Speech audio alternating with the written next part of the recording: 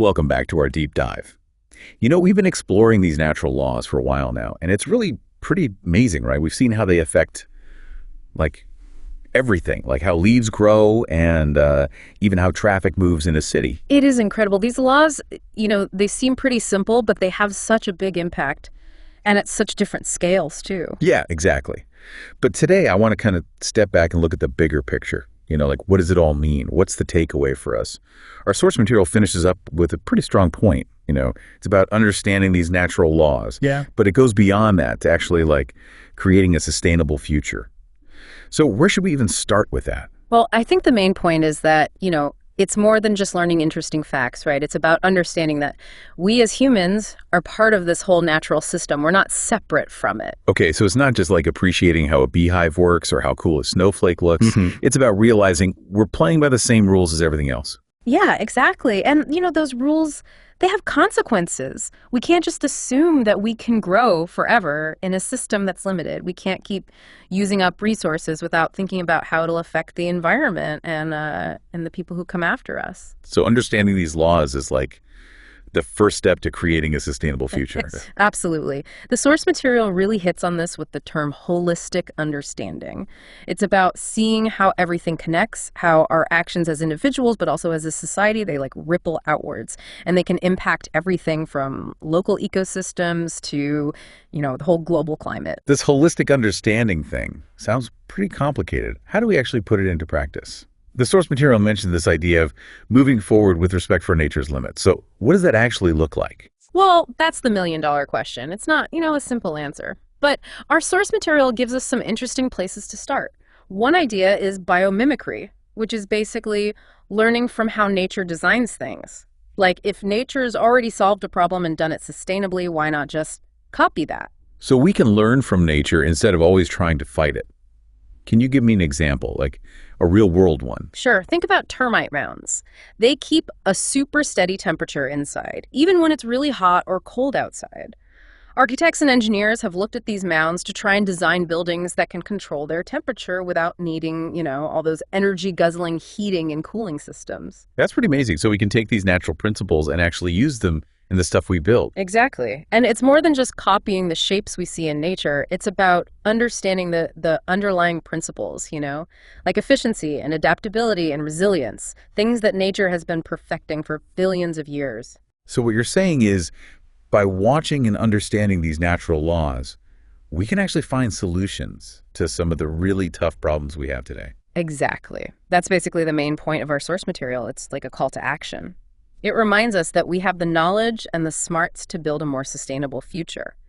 But we need to change the way we think, We need to move away from this idea that humans are the center of everything and realize that we're just a part of a much bigger system. That's a pretty big shift in how we see things.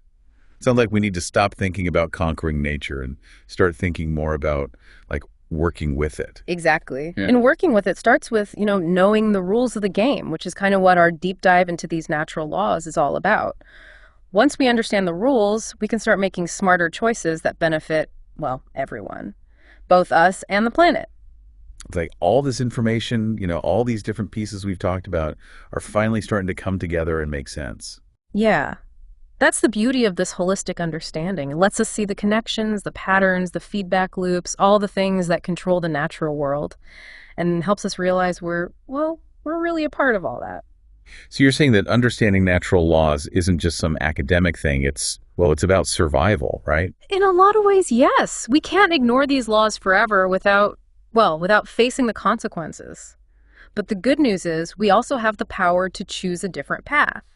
If we respect nature's limits, if we embrace those sustainable practices, we can create a future where both humans and nature can do well. Okay, so what you mean by moving forward with respect for nature's limits is getting clearer. It's not about going back to living in caves or something. It's about using what we know, using our smarts to create a future where we're in tune with nature. Exactly. It's about finding solutions that work within the limits of what our planet can provide, understanding that we can't grow forever and that going past those limits, it has consequences. It strikes me that we've talked a lot about big changes, like whole system changes. But what about the choices we make every day? Do those really matter in the grand scheme of things? That's a great question. And it's something we're going to dig into more in the next part of our deep dive. But to give you a little preview, the source material says that, yeah, individual choices are super important. Because think about it. Big change, it's really just the result of a lot of people making individual choices, right? So your choices, my choices, everyone's choices, they all add up. Okay, I'm definitely curious to hear more about that. But I think we've given our listener a lot to think about already. Should we take a break and come back to this idea of individual choices in part 2? Definitely. I think this conversation is just getting started. Okay, so let's pick up where we left off and talk about those individual choices, right? It's easy to feel sort of overwhelmed when we think about this huge problems like climate change or running out of resources. Yeah, you're right. It can feel kind of hopeless. Like, what can I really do about all that? Exactly. But the thing is, and our source material really makes this point, we shouldn't underestimate what we can do. Even small actions, they can make a difference. It's like that ripple effect, you know? Every choice we make, it can have an impact that spreads out. I like that, the ripple effect. Right. But how does that really work? Like in real life, Can you do an example? Sure. Let's think about the food we eat. You might think, does it really matter if I have a hamburger or a veggie burger? But actually, what we eat has a big impact on the environment. Oh, right. I've heard about that, how raising animals for food, contributes to deforestation and all those greenhouse gases and even water pollution. Exactly. So when you choose to eat less meat, you're basically telling the market, hey, I want more sustainable options, and that can push things in the right direction. It's like you're voting for a better food system every time you eat. That's kind of cool. It's like we can actually influence whole industries just by what we choose to buy. Absolutely. And it works in other areas too, not just food. Think about transportation. When you choose to walk, bike, or take public transport instead of driving alone, well, you're reducing your carbon footprint, right? And helping to make the air cleaner. So what you're saying is if we make choices that kind of line up with these natural laws, it creates this positive loop, right? Like it helps to build a more sustainable future. Yeah, exactly. It all goes back to that holistic understanding, remember? It's about seeing how everything's connected and making choices that are good for the whole system, not just for us. This reminds me of something else the source material talked about, to that, embracing limits can actually make our lives better, more fulfilling. Which at first sounds kind of weird, right? Don't we usually think that more choices, more stuff equals more happiness? That's what we're told, yeah, but it's not always true. What if we thought about having more in a different way? What if, instead of all that stuff, we focused on experiences, relationships, and personal growth? So you're saying maybe real happiness comes from living more simply, more in tune with nature. Exactly. Think about it. If you spend less time working just to buy things you don't need, you have more time for what really matters, right? Spending time with people you love, doing stuff you're passionate about, or just enjoying nature. It's like shifting from always wanting more to being content with what we have. Exactly. And this shift, it's not about giving everything up. It's about making choices, making conscious choices that reflect what we value and that create a sense of well-being for us and for the planet. It's interesting how the source material ties all this to ethics and values, right? It's not just about science. It's about how we choose to live our lives. Absolutely. Science can give us the information, the tools, but ultimately it's up to us, right? We decide how to use them. Do we just go for the quick win, even if it messes things up in the long run? Or do we make choices that respect those natural laws, those limits, understanding that our well-being is tied to the health of the planet? That's a pretty powerful thought. Yeah. We're not just watching these natural laws play out. We're part of them. And our choices matter. They really do, more than we might realize. Everything we do, every decision, it has an impact, it ripples out.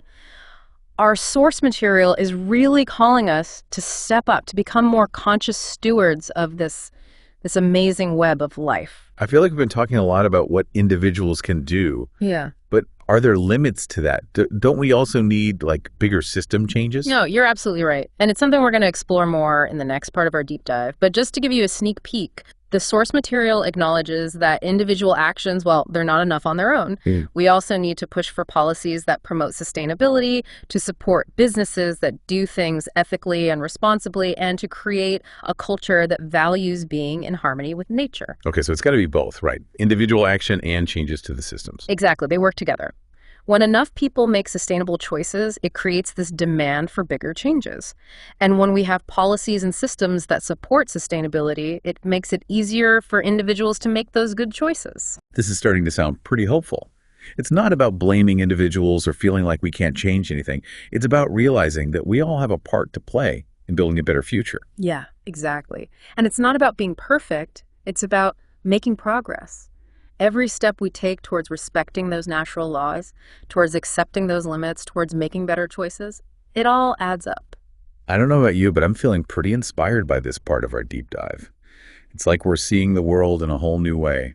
And with a new set of tools to use, our source material, Understanding Nature's Laws, it's not just a summary, it's a call to action. It reminds us that we have the knowledge, the creativity, and the ability to work together to build a future that's both prosperous and sustainable.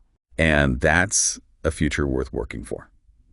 Now, should we move on to the last part of our deep dive and take a look at those systems and policies that can support individual action and create real, lasting change? Right. So we've talked about the big picture, right? Understanding these natural laws, and we've talked about what we can do as individuals.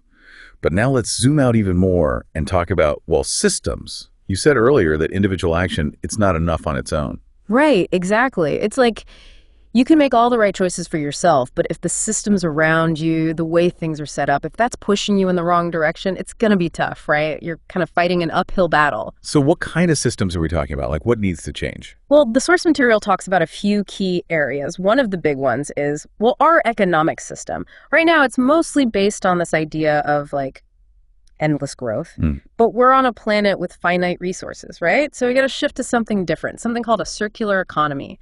That means focusing on conserving resources, reusing them, and regenerating them. That sounds like a pretty big change. What would that actually look like, in real life? Well, imagine if, instead of making things that break down quickly, we made products that are built to last, that can be repaired. And instead of throwing stuff away, we treat waste as a resource, something that can be used again in the production process. And what if the price of things, like what we pay for stuff, actually reflected the real cost, like the environmental and social costs of making those things? So instead of always going for the cheapest option, we'd be encouraged to choose things that are actually sustainable, right? Exactly. But to get there, we need the government to step in, Policies like carbon taxes, laws that make producers responsible for their waste, and investments in renewable energy, all that stuff can help move things in the right direction. This makes me think about something else from our source material, this idea of systems thinking. What does that mean exactly? It's basically realizing that everything's connected. Like if you change one part of a system, it can have these ripple effects throughout the whole thing. A good example is public transportation. Investing in that, it doesn't just lower emissions, right? It can create jobs, make people healthier, and even make cities more livable. So we need to think more broadly, right? Right. Not just about one specific thing, but about the bigger impact of our decisions and our policies. Yeah, definitely. The source material encourages us to ask ourselves these questions, like what are the hidden consequences of doing this? How will it affect people in the future? Are there any ethical issues we need to consider?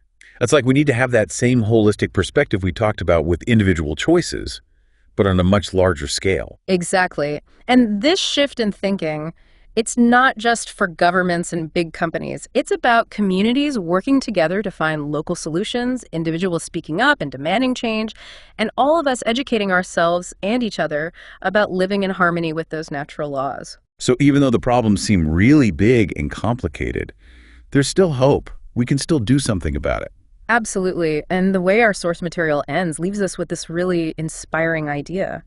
The future isn't something that just happens to us, We actually create it through the choices we make, the things we do collectively. If we understand those natural laws and respect them, we can build a future that's good for both people and the planet for a long time to come. Wow, this deep dive has been amazing. We've learned so much about all these intricate patterns in nature, the impact of our choices, and the possibility of changing the systems around us. It's been great talking about all this with you. I think the main takeaway is that understanding these natural laws, it's not just about filling our heads with facts. It's about actually using that knowledge to make better choices, to create a world where both humanity and nature can thrive. I completely agree. And to our listener out there, we hope this deep dive has sparked your curiosity and given you some things to think about. Keep exploring these ideas, keep asking questions, and keep making those conscious choices that can make a real difference. Thanks for joining us on this incredible journey into the world of natural laws.